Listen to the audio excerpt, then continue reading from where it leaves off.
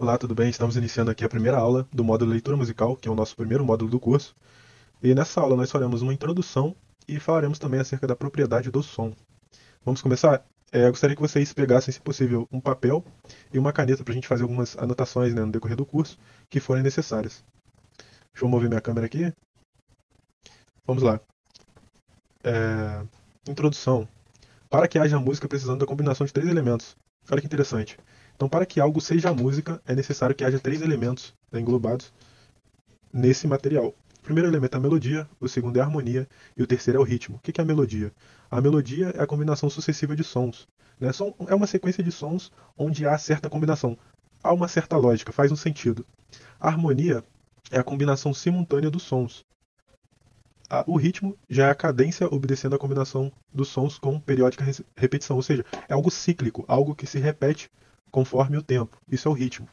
Sem um desses elementos não podemos construir música. Sem melodia não é possível construir música somente com harmonia e ritmo e assim por diante, que é uma forma de arte que se constitui na combinação de vários sons e ritmos que se organizam com o tempo. Então é som, ritmo e tempo, perfeito?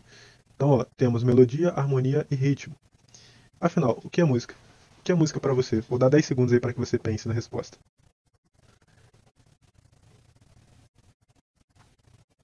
Passou rápido, né? A música é a arte de combinar sons para que chegue de forma agradável ao ouvido. E qual a origem da música? Será que a música é milenar? De onde a música veio? É uma pergunta assim, interessante, né? Esta palavra tem origem na antiga Grécia, que significava a arte das musas, uma espécie de harmonia universal. Sabe o que é interessante? Por que a harmonia universal? Porque através da música você conhecia a cultura de determinado povo, né? De determinados povos, de determinada região, e você sabia que através da música qual era a etnia, qual era o povo, quem estava ali naquele momento, e até mesmo era possível comunicar-se com música, eu acredito. Porque é uma música mais expressiva, né? No campo de batalha, no campo de guerra. A Bíblia mesmo relata que os soldados iam com instrumentos musicais à frente. Eu acredito que cada música ali tinha um sentido, né? Um sentido mais agressivo, intimidador e assim por diante.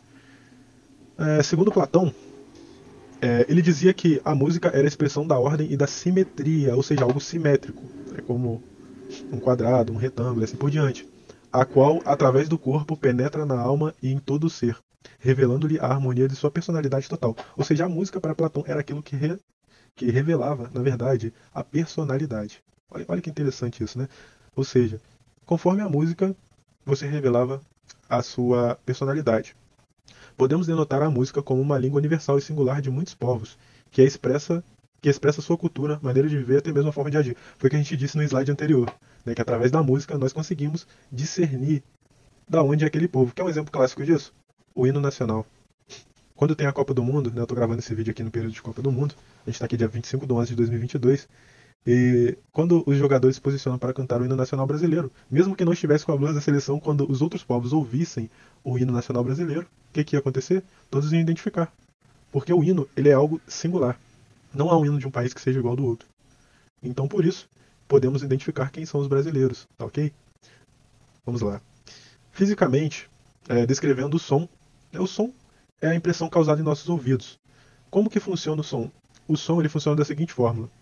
Quando nós falamos, nós emitimos ondas sonoras que viajam, né, pelo espaço. Isso daqui é um espaço, tá vendo? Em torno de mim é um espaço. Não estou falando do espaço sideral, onde tem as estrelas e tudo mais. Mas em torno de mim é um espaço, ok? E aqui há diversas partículas de ar que nós não vemos. Ó, nesse momento eu capturei algumas partículas aqui, pode ser de poeira, né? Não de ar, mas de ar e de poeira. E quando nós falamos, as ondas sonoras emitidas por nossa boca se chocam com essas partículas, né, de ar e poeira, e essas partículas elas vibram em determinada frequência. E essa vibração ela vai passando de partícula a partícula até que chegue em nossos ouvidos e possamos ouvir. É interessante que quando nós falamos muito longe, né, temos que gritar com a pessoa, porque a nossa voz ela é uma onda sonora e ela é uma espécie de energia. Então, quando nós falamos, essa energia ela vai perdendo a intensidade até que chegue ao ouvido, conforme a distância, porque uma partícula vai colidindo com outra e vai assim diminuindo, né, a frequência, no caso, a interação, né, ela vai ficando menos vibrante. Para que possamos perceber tal vibração como onda, ela tem que vibrar de 16 a 20 vibrações por segundo. Para que possamos perceber, né? Mas para que o ouvido possa ouvir de verdade, né, tem que ser entre 20 a 20 mil por segundo. Quanto maior o número de vibrações, mais agudo será o som. Se eu tenho uma frequência mais alta, o meu som tende a ser mais agudo. Aqui a gente tem uma onda de infrassom, é onde a gente não ouve, né? Aqui nós temos o espectro audível, que ele varia de 20 Hz a 20.000 Hz, onde o ouvido humano ele consegue captar. E aqui nós já temos as ondas de ultrassom. Aqui embaixo eu sempre deixo o link, ó, caso vocês queiram pesquisar, dos direitos autorais, né, reservados a eles aqui que fizeram a figura, uma figura muito bem explicada. E como ouvimos?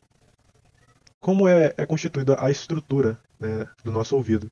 Aqui a gente tem o pavilhão auditivo, que é a estrutura 1, e aqui é o canal auditivo, ou seja, as partículas vibrando, elas passam por este canal auditivo, né? As ondas chegam aqui. Aqui a gente tem o osso, e quando as ondas chegam aqui, elas vão em contato com o tímpano. Isso daqui, esse ossinho, né, nós chamamos de martelo, este ossinho.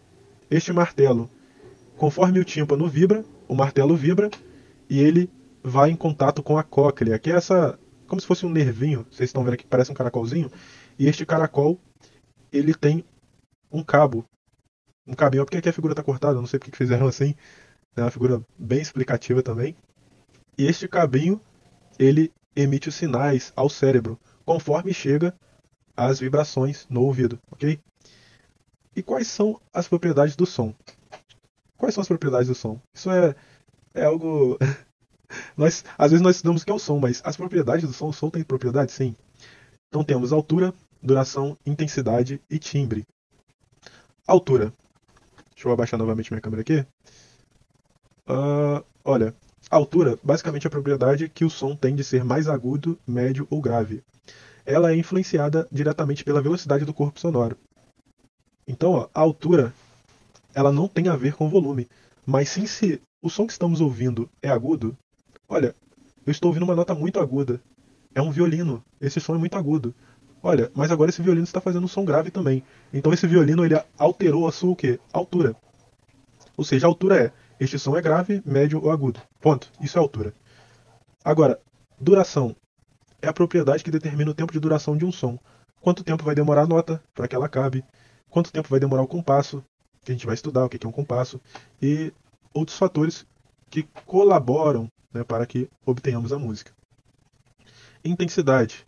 Essa é interessante. Ela determina se o som é mais forte ou mais fraco. Mas tudo isso é determinado pelo tanto de energia que você cede ao corpo, né, que está recebendo tal energia para a produção do som. Né, se eu aplico mais intensidade ao soprar uma flauta ou ao cantar, né, o que vai acontecer com a minha voz? É basicamente explicado pela intensidade. Você gastou mais energia, porém, talvez com menos energia você conseguiria cantar a mesma nota, porém com menos intensidade, ok? E por fim o timbre. O timbre ele é muito interessante. Ele determina a qualidade do som, mas também nos permite conhecer a sua origem. O timbre, eu acho que é uma das características mais interessantes, e foi o último que eu aprendi, que eu fui entender realmente como funcionava. O timbre ele funciona da seguinte forma. O violão, ele tem um timbre. A voz tem outro timbre. A guitarra tem um timbre diferente, o saxofone também.